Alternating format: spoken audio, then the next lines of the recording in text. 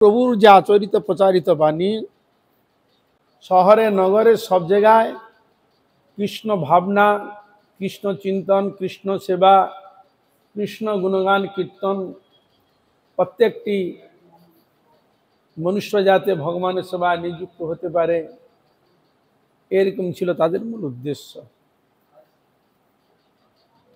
শ্যামানন্দ প্রভু এই জগতে 85 বছর ছিলেন। শ্যামানন্দ প্রভু এই জগতে 85 বছর প্রকট ছিলেন। তার এই রাধামোহন ঠাকুর জমির ঘাস তুলে দিয়ে এসেছিলেন। ঠাকুরের গায়ে কাদা মাখা এই সেই প্রকট দেবতা, বুঝলেন। শ্যামানন্দ প্রভুর তার উপাস্য হচ্ছে রাধামোহন ঠাকুর। তিনি মাঠের জমিতে ঘাস পরিষ্কার করে দিয়েছিলেন। ঘাস জমি মাঠে ঘাস হয় না, হ্যাঁ, সেই ঘাট তুলে দিয়ে এসেছিলেন ঠাকুর। ঠাকুরের গায়ে কাদা মাখা এই সেই প্রকট দেবতা। এই গ্রামের পূর্বের নাম ছিল নৃসিংহপুর। রাজার নাম উদ্দণ্ড রায়। সিংহের মতো এই রাজার প্রতাপ ছিল বলে গ্রামের নাম নৃসিংহপুর। রাজার খুব সিংহের মতো প্রতাপ ছিল। রাজা উদ্দণ্ড রায় ছিল দস্যু তস্কর রাজ। দস্যু তস্কর রাজ ছিল। পথিকের প্রাণনাশ করে সর্বস্ব লুট করাই ছিল এর বৃত্তি। তখন পুরীধাম যাবার একটাই বড় রাস্তা ছিল, যার নাম বড় দান্ডি, যেটা আপনার পুরী যেতে যেটা 18 নালা পড়ে পায়ে যে রাস্তা ছিল, যার নাম ছিল বড় দান্ডি। তখন সোনার মোহরের প্রচলন ছিল। তখন সোনার মোহর ছিল প্রচলন। ভারত কত উন্নত ছিল চিন্তা করেছেন। সোনার মোহর, তখন সোনা, রূপোর টাকাও ছিল, 1 টাকা 2 টাকা রূপোর টাকা দেখেছ, হাতে পড়েছে রূপার টাকা, সোনার মোহর। তার ভারতবর্ষ কত উন্নত ছিল। তখন ছিল সোনার মোহরের যুগ। বলছেন তখন সোনার মোহরের প্রচলন ছিল। মোহরের লোভই হোক আর প্রবৃত্তির বশেই হোক, রাজা পথিকের প্রাণনাশ করত। একটা স্বভাবে হয় আর একটা অভাবে হয়। যাই হোক, এখানে অভাব হোক আর সবাই হোক, কিন্তু তিনি লুটপাট করতো, প্রাণনাশ করতো। কারণ সবাই সব জিনিসটা দিবে, তাকে মেরেই নিতে হয়। এক করে 718 জন মহাত্মা সাধুর প্রাণনাশ করেছে উদ্দণ্ড রায়। কত করেছে? 718 জন মহাত্মা সাধুর প্রাণনাশ করেছে উদ্দণ্ড রায়। এত কম? সাধুদের মৃতদেহ এক গভীর কুয়ার ভিতরে ফেলে দিত। এক কুয়া ছিল, কুয়ার ভিতরে ফেলে দিত। পাশেই ছোট মঠ, নাম ভক্তানন্দ সেবাশ্রম। সাধুর নাম শ্রী হরিচরণ দাসজি।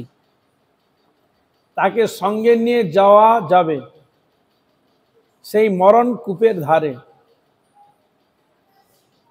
দেখে গা শিউরে উঠবে। মানুষ তো দূরের কথা, সাধারণ পশু পাখিও সেখানে যায় না, এমন গোপন জায়গা ডেরা ছিল। কাঁটা, ঝোপঝাড়, একটা ছোট তমাল গাছ, মরণকূপের ধারে। দস্যুরা এখানে নিজের হাতে সাধুদের সমাধি দিত।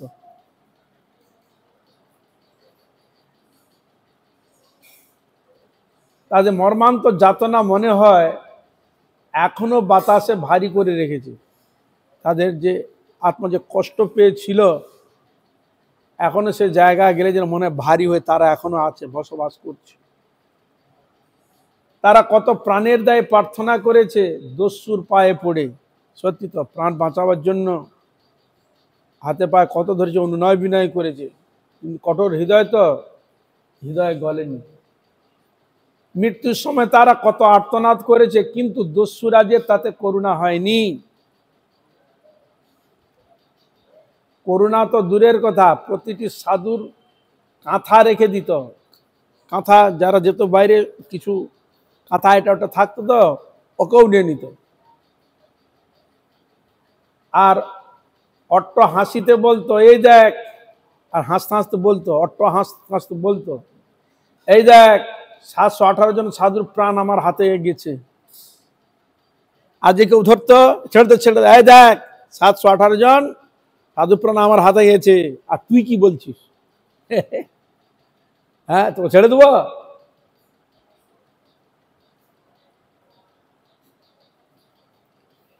মনে হয় তার 16 কলা পাপ পূর্ণ হয়েছে, অথবা মৃত সাধুদের আহ্বানে এসে হাজির হলেন শ্যামানন্দ প্রভু। শ্যামানন্দ প্রভু এলেন, যেন সেই সাধুদের ডাকে যেমন শ্যামানন্দ প্রভু যেন এসে উপস্থিত হলেন। দস্যুরাজ তার প্রবৃত্তি নিয়ে মারতে এসেছে।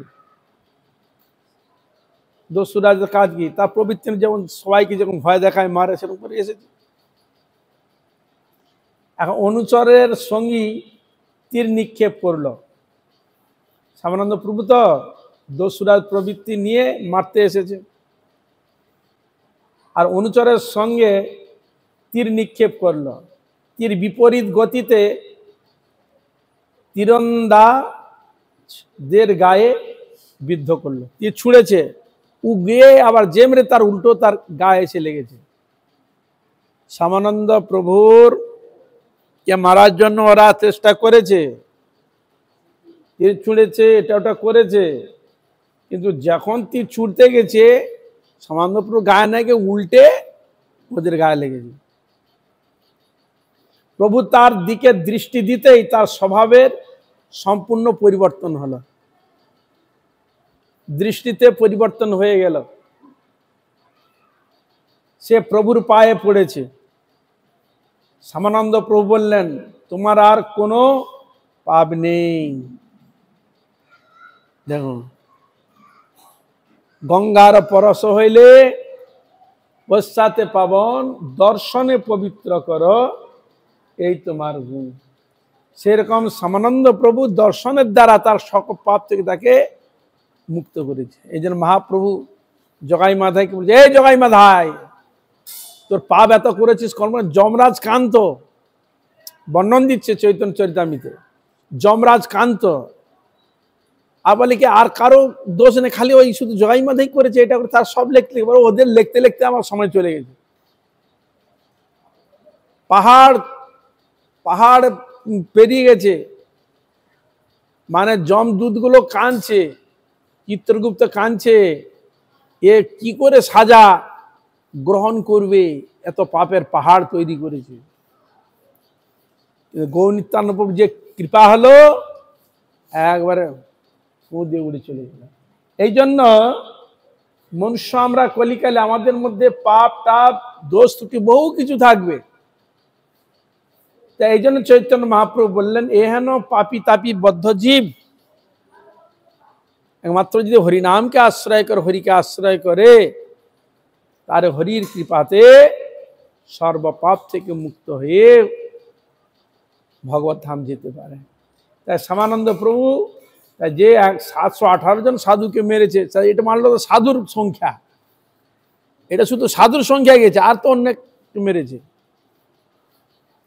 তারা শ্যামানন্দ প্রভু এমন দৃষ্টি দিলেন, তার চিত্তবৃত্ত পরিবর্তন হয়ে গেল, আর সব পাপ থেকে সে মুক্ত হয়ে গেল। এই হলো মানে সাধুর দর্শন। আর তখন তিনি শ্যামানন্দ প্রভু বললেন, তোমার আর কোনো পাপ নাই, আমি সব ভার নিলাম। তুমি বলে আমি সব ভার নিলাম, তারা মহাপ্রভু তো নিচ্ছে। ভগবান প্রতিজ্ঞা করছে, আমার ভজন করো, আমার সাধন করো, তোমার সব দায়িত্ব আমি নিচ্ছি।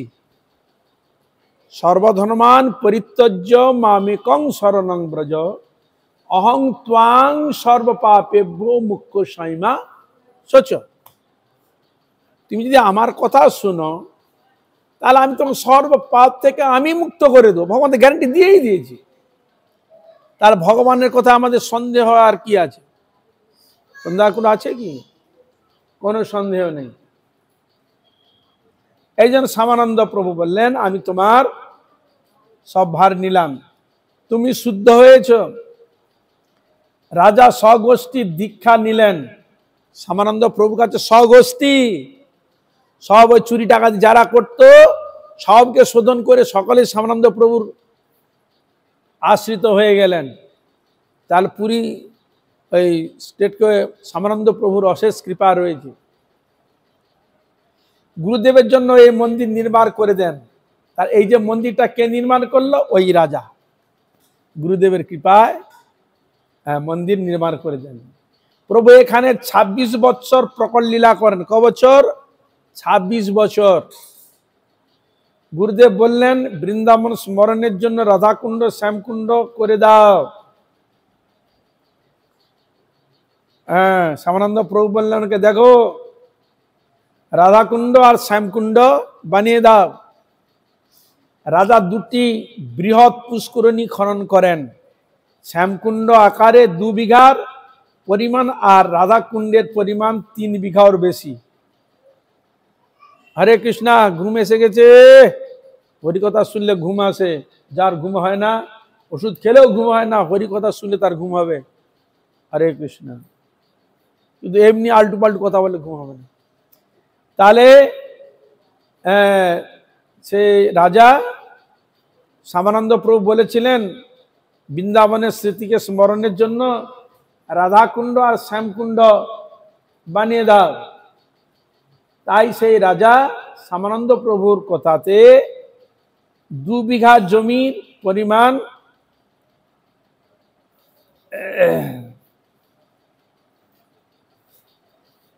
শ্যামকুণ্ড আকারে ২ বিঘা জমির পরিমাণ ২ বিঘার মতো জমিতে শ্যামকুণ্ড খনন করে দিলেন। আর রাধাকুণ্ডের পরিমাণ ৩ বিঘারও বেশি। কেন আমাদের বৈষ্ণব জগতে কৃষ্ণর থেকেও আমার রাধারানীর মহিমা অধিক, বেশ পরিণত রয়েছে। এই জন্য তার মহিমার দ্বারা এই জন্য ৩ বিঘারও বেশি শ্যামকুণ্ড বানালেন। আর এখানে ২ বিঘা। বৃহৎ দুটি জলাশয় পাশাপাশি, গভীর স্বচ্ছ জল। এই রাধাকুণ্ডের তটে রাজা উদ্দণ্ড রায়ের সমাধি বিদ্যমান। এই রাধাকুণ্ডের তটে ওই উদ্দণ্ড রায় যে ডাকাত ছিল, যে দীক্ষা নিয়ে করেছিলেন, তার সমাধি এখনো রয়েছে। ওই রাধাকুণ্ডের তটে তার সমাধি এখনো রয়েছে। রাজা চণ্ডী পূজা করত। তখন তো রাজা যারা ডাকাত বেশিরভাগ তো চণ্ডী পূজা, কালী পূজা, নরবলি, জঙ্গলে বহু কিছু করত। এখনো কিছু কিছু জায়গা নেই না, আছে হয়তো জঙ্গলে, সবকে সব খোঁজ পাওয়া যায়। কিন্তু সে রাজা চণ্ডী পূজা করত। আর কি? নরবলি দিত, মানুষকে বলি দিত। মানুষ সরু জঙ্গলের পথ বেয়ে এক জঙ্গলের মধ্যে ঢুকে পড়তে হয়। কত কাঁটা, ঝোপঝাড়, না জানা গাছ স্থানটিকে বড়ই দুর্গম করে রেখেছে। কাঁটা, ঝোপ, জঙ্গল নানা রকমের দুর্গম করে দিয়েছে, যাওয়ার অসাধ্য করেছে স্থানটাকে। দেবী চণ্ডীর পীঠ মন্দির ধ্বংস হয়ে গেছে, বহুদিনের কথা তো, সেগুলো সব ধ্বংস হয়ে গেছে। যারা মানত করে তারা সব বড় বড় মাটির হাতি দিয়ে গেছে। সে দেবীও জাগ্রত ছিল। সে দেবীর কাছে যারা যা মানত করত, আর সে মানত পূর্ণ হয়ে গেলে বড় বড় হাতি, মাটির হাতি দিয়ে যেত। আর দেখেন না অনেক জায়গায় পীর বিভিন্ন কিছু দেখেন না, ঘোড়া, মাটির ঘোড়া সব দিয়ে আসে, মাটির ঘোড়া এটা ওটা দিয়ে আসে না, অনেক জায়গা আছে না। তা ইনার কাছে যারা মানত করত, তাদের মানত পূর্ণ হলে ওখানে হাতি দিয়ে আসতো। হাতি,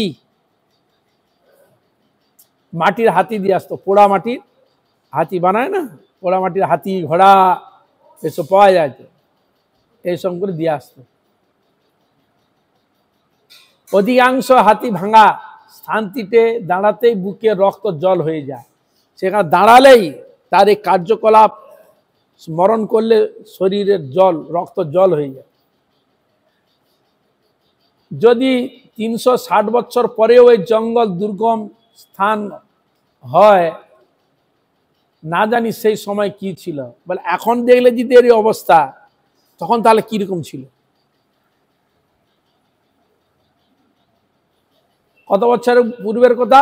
360 বছর। তখন কিরকম ছিল?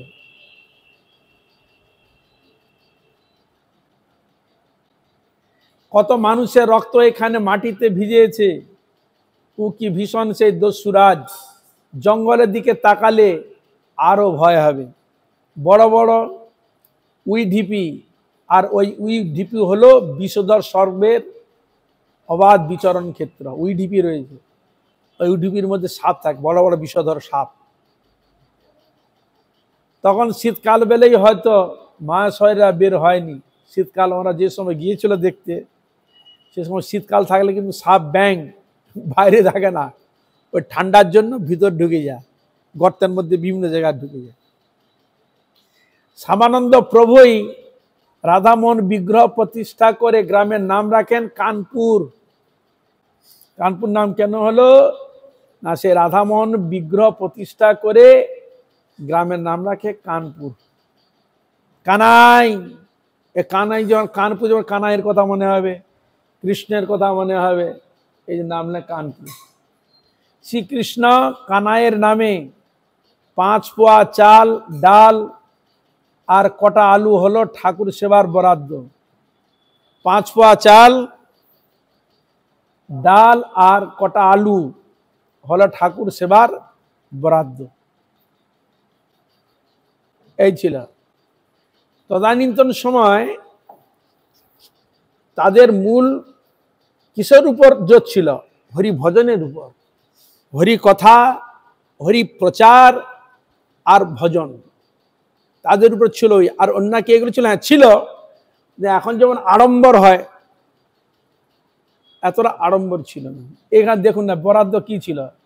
5 পোয়া চাল, খুব সাধারণ, ডাল আর কয়েকটা আলু। তাহলে আমি বলবো ডাল সেদ্ধ আর আলু, বা টুকিটাকি কিছু হয়তো বানাতো।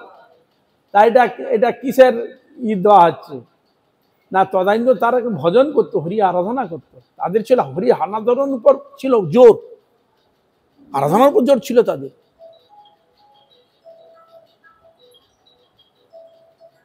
বুঝলেন? হরে কৃষ্ণ। রাজা উদ্দণ্ড রায় বৈষ্ণব দীক্ষা লাভের পর ঠাকুরের নামে 100 একর এবং 300 বিঘা জমি দান করে। 100 একর মানে 300 বিঘা।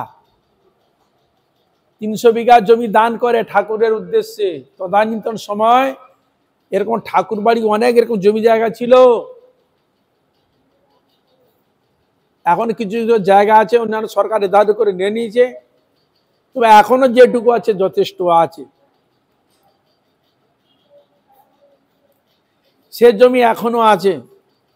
ঠাকুর সেবার জীর্ণ অবস্থা, সে তদানীন্তন সময় এখন এসছে। এখন তো পরম্পরা ক্রমে যারা ছিল ভক্তিমতী বা মায়েরা বাবুরা ছিল, সেরকম তাদেরকে দিয়ে সেবা আদি করতো, দিয়ে করতো।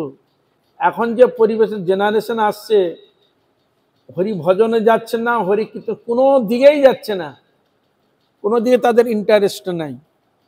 হরে কৃষ্ণ।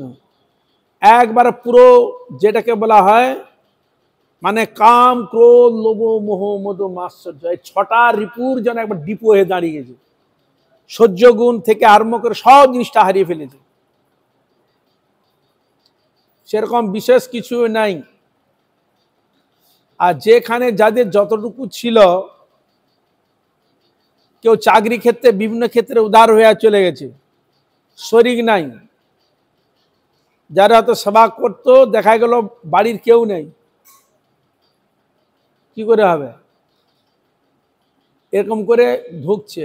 এমন এমন স্থান আছে, ঠাকুরের চরণ যে একটা ফুল তুলসী দিবে, এরকম ব্যক্তি অভাব। আমরা যে সনাতনী জিনিসটা উঠে চলে যাবে।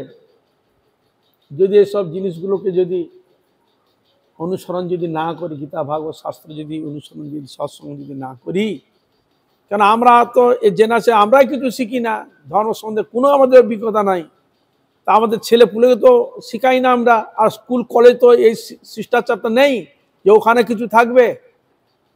আগে মুন্নিষীদের আশ্রমে তারা থেকে শিক্ষা লাভ করত, সব দিক দিয়ে ধার্মিক থেকে আরম্ভ করে সব কিছু শিক্ষা স্কুল ওইখান থেকে পেত, ঋষিদের কাছ থেকে পেত। ওই জন্য তদানীত সময় তাদের ভক্তিমতি সব দিক দিয়ে পিতা মাতার প্রতি কর্তব্য, স্বামীর প্রতি স্ত্রী কি কর্তব্য, ছেলের প্রতি প্রত্যেকে একটা শিখ সেরকম একটা সুন্দর একটা আদর্শের মধ্যে চলত। স্নেহ প্রীতি ভালোবাসা এই সবটাই ছিল। কিন্তু এই শিক্ষা তো উঠে চলে গেছে, আমি পাবেনটা কোথায়? শুধু একটা শিক্ষা, পয়সা ইনকাম করো, ভালো মন্দ খাও, ফুর্তি করো, খাও দাও, মজা লুটো, দুদিন পরে মরে যাও, পরকাল দেখার কোনো দরকার নাই, কিছু দরকার নাই। হ্যাঁ, এইভাবে চলে গেলেই হলো।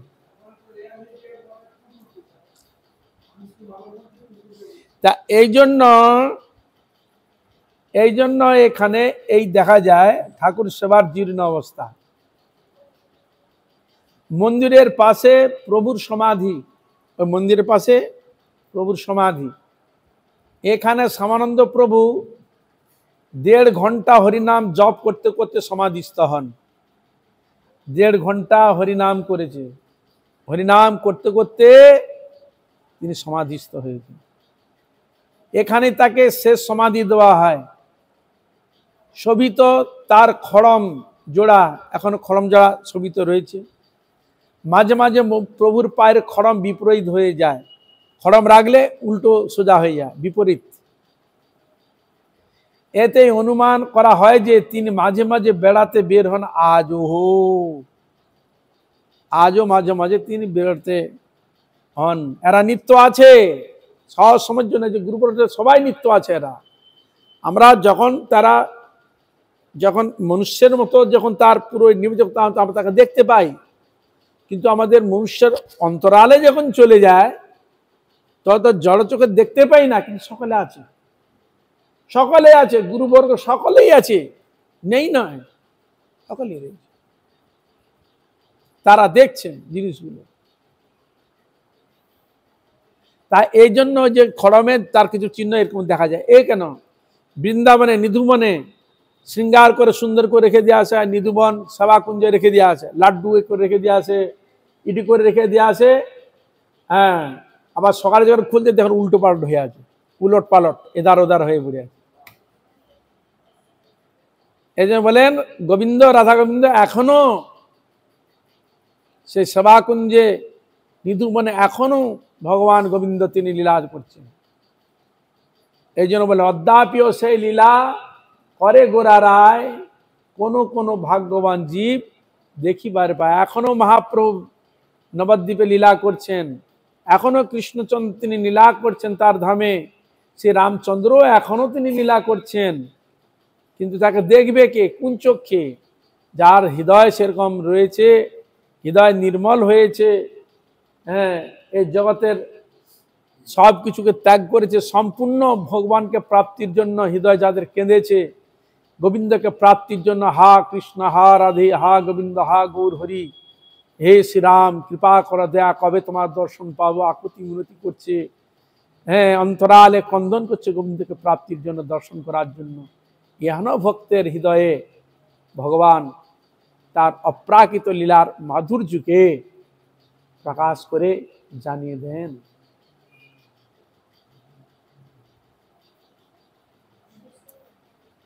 দূরে পীরতলার এক কাহিনী বড়ই আশ্চর্য।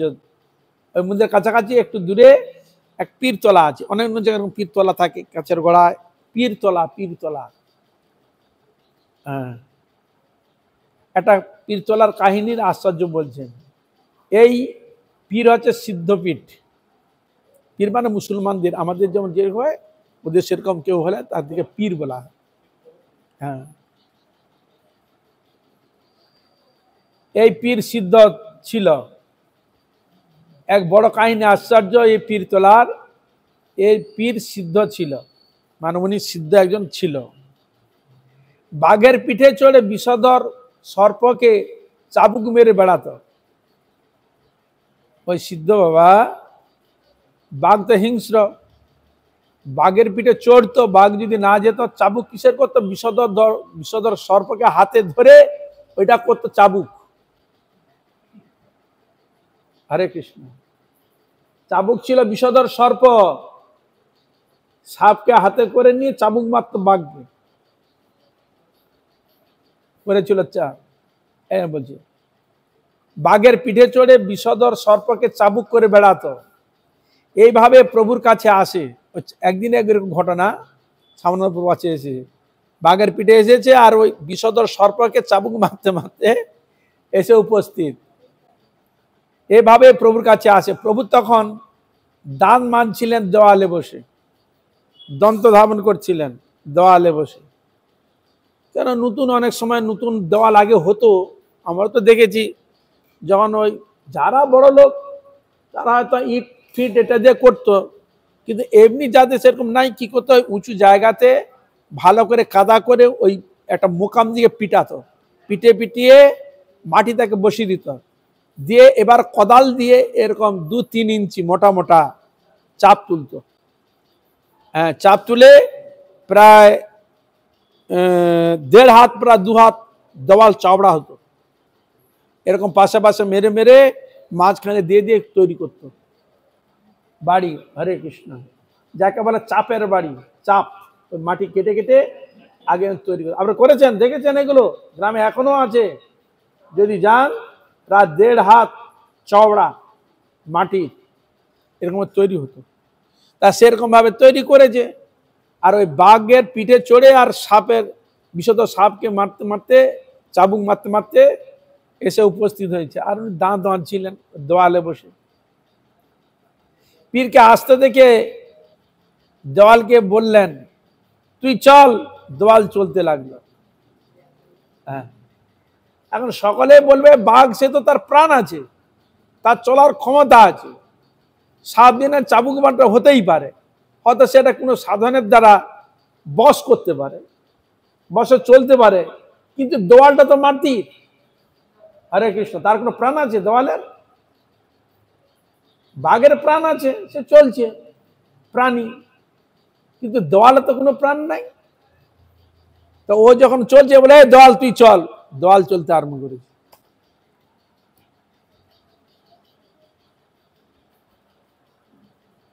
দেওয়ালকে বললেন, পীরকে দেখে, ওকে দেখে দেখে বলছে যে দেওয়াল তুই চল। দেওয়ালকে বললেন তুই চল, আর দেওয়ালও চলতে লাগলো। পীর দেখে অবাক। স্বাভাবিক, দেওয়াল কোনদিন চলে? আমি জীবন্ত জীবকে চালাই, আর ইনি জড় দেওয়ালকে চালাচ্ছি। ওই যে পীর চড়েছিল, ওর বলে, আরে আমি তো জীবন্ত বস্তুকে চালাচ্ছি বসে, আর এই তো জড় বস্তুকে চালাচ্ছি। তখন এই সিদ্ধ পীর শ্যামানন্দ প্রভুর শিষ্য হন। ওই যে পীর তখন দিল, আমার থেকে শক্তি বেশি, তাহলে শক্তি যদি জানতে হয়, যে জড় বস্তুকে চালাতে পারে, ক্ষমতা বাড়াতে, কিরকম? তিনি ওই সব বিদ্যা ছেড়ে দিয়ে শ্যামানন্দ প্রভু শরণাগত, শ্যামানন্দ প্রভু শিষ্য হয়ে গেল। না আর কি আছে? মৌলানা চাঁদ কাজী যদি মহাপ্রভুর অনুগামী হতে পারেন, বৈষ্ণব হতে পারেন, না আর কি আছে? হ্যাঁ, তাজ্জব ব্যাপার। এই হলো শ্যামানন্দ প্রভুর লীলা। এখন ভদ্রক থেকে তার বংশজ মুসলমান বলছে, এখনো ভদ্রক থেকে তার বংশজ, মানে ওই সিদ্ধ মুসলমান মোল্লা এসে শ্যামকুণ্ডের জলে প্রথম অভিষেক করেন চৈত্র পূর্ণিমাতে। এখনো ওই শ্যামকুণ্ডের জলে এসে পূর্ণিমাতে অভিষেক করে। তারপর সকলে অভিষেক করবে, এই প্রথা আজও।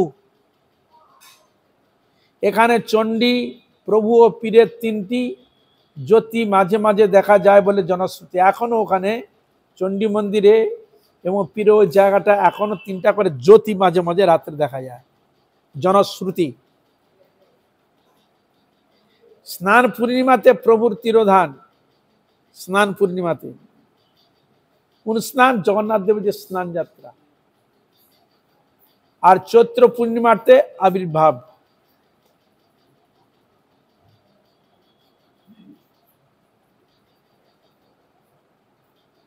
আবির্ভাব তিথিতে উৎসব সমারোহ হয়ে থাকে।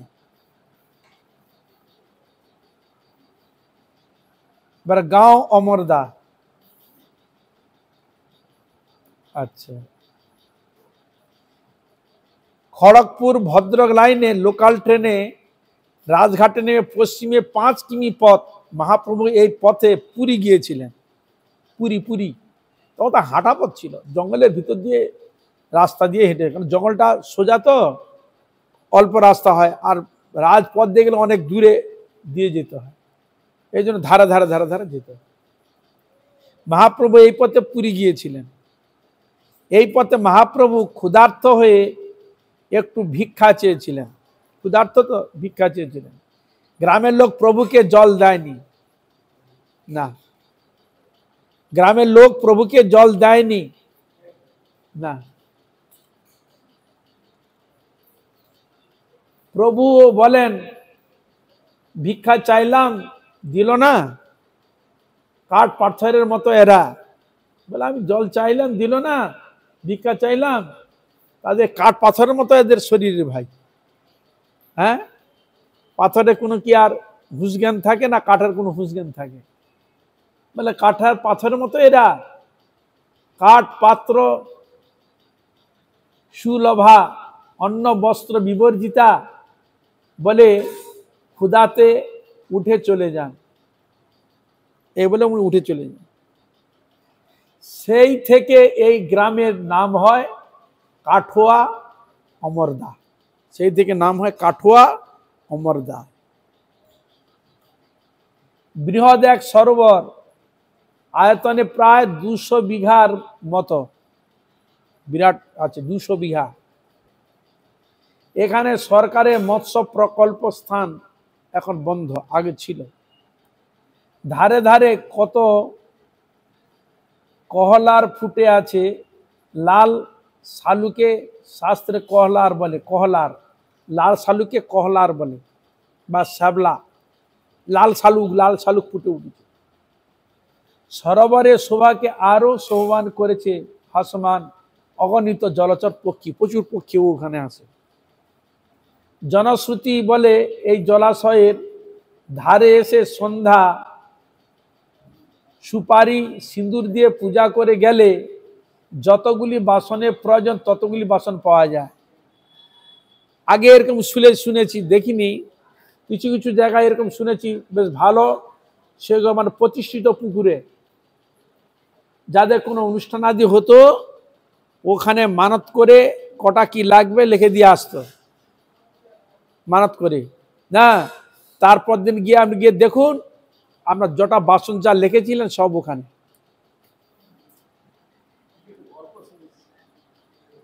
এই তো এখানে গল্প তো বলছে, এরকম তুলে দিত। এবার তাদের যাদের যা কাজ হলো মিটে গেলে আবার ওখানে ওটা দিয়ে আসবে, যদি এদার ওদারে আর দ্বিতীয়বার আর পাবে না। হরে কৃষ্ণ। তা এইখানে সেই জনশ্রুতির কথা, এখানে ওই পুকুরে এরকম ছিল। এই তো জনশ্রুতি বলে এই জলাশয়ের ধারে এসে সন্ধ্যায় সুপারি সিঁদুর দিয়ে পূজা করে গেলে, সুপারি আর সিঁদুর দিয়ে পূজা করে গেলে যতগুলি বাসনের প্রয়োজন ততগুলি বাসন পাওয়া যায়। আর বাসন কিন্তু কত পয়সা লাগে বলুন তো? তাহলে এরকম ছিল। ও এক দেবতা, উনিও পরিচালনা করছে, ও এক দেবতা, কিন্তু ওইও মানুষের কল্যাণের জন্য ই করে। এখন ওগুলো পাবেন না কেন? কোথায় বললো ওটা, আমি কোন জায়গায় গিয়েছিলাম, হাতিনিতে বলে একটা পুকুর আছে, সেখানে বলে এখানে এই পুকুর থেকে উঠতো। বলে এখন উঠে না? কে বলে না এখনো উঠে না। তাহলে বন্ধ হয়ে গেলে কেন? বলে শোনা কথা যে এক ভদ্রলোকের এরকম খুব বড় মহোৎসবাদী হবে, নিয়ে গিয়েছিল। এখন নিয়ে গিয়ে যখন উৎসবাদী সমাপ্ত হলে যখন নিয়ে আসবে, কয়েকটা বাসন মিলাতে পারছে না। কেন অনেক সময় দেখা যায় তো অনেকে নিয়ে চলে গেলো, এই ধারে তো নিজেকে খুঁজে পাওয়া যায় না। তো এই যে বাসন মিলাতে পারেন কম, সেদিন থেকে আর ও বাসন আর উঠেনি। সেখান থেকে আর বাসন ওঠেনি। তার যা বাসন যে পাওয়া যায় এখানে কথার মধ্যে বুঝলেন তো, এগুলো পাওয়া যেত আগে। হ্যাঁ, জনশ্রুতিটা এমনি হয় না, কাজটা না ঘটলে এমনি জনশ্রুতি হবে।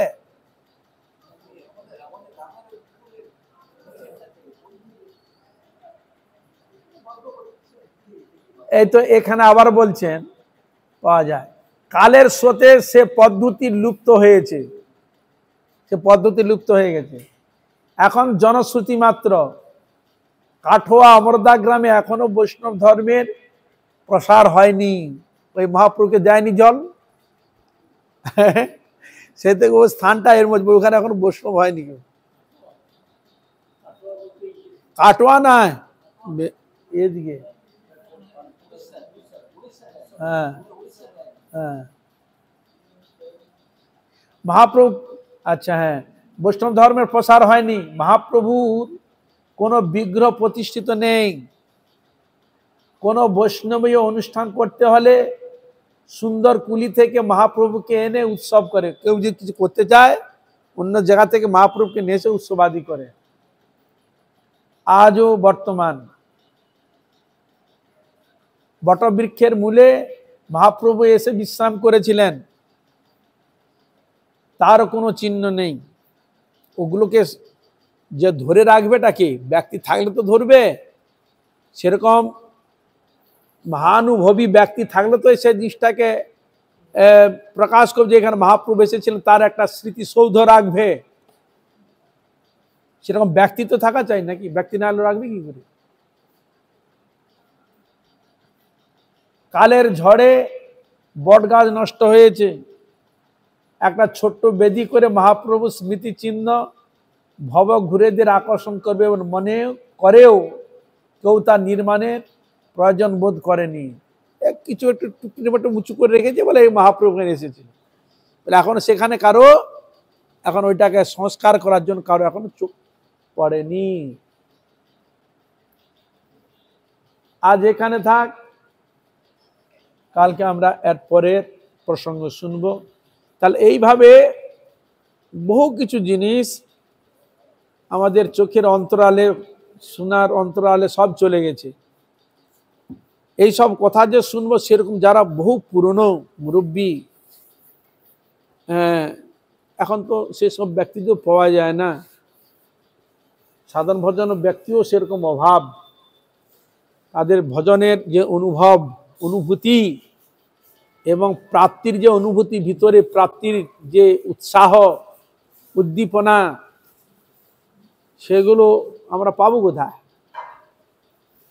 এমনও কিছু কিছু জায়গা এমনও রয়েছে, কোনো মহা অনুভবী যারা রয়েছে, তারা যারা জানে সেখানে গিয়ে তাদের পরামর্শ, বীর্যবতী বাণী হরিকথা শ্রবণ করে মনের মধ্যে ভক্তি ভাবকে জাগরণ করার জন্য চেষ্টা করেন। তো যাই হোক, আপনারা কৃপা করুন যেন এইভাবে হরিগুরু বৈষ্ণবের মহিমা গুণগান কীর্তন করে আমার নরাধম পাপিষ্ঠ যেন ধন্য করতে পারি। হইয়াছেন হইবেন প্রভুর যত দাস, সবার চরণ বন্ধ দান্তে করিহা। হরে কৃষ্ণ কৃষ্ণ কৃষ্ণ হরে হরে, হরে রাম রাম রাম হরে হরে, হরে কৃষ্ণ কৃষ্ণ কৃষ্ণ কৃষ্ণ হরে হরে, হরে রাম রাম রাম, হরে কৃষ্ণ কৃষ্ণ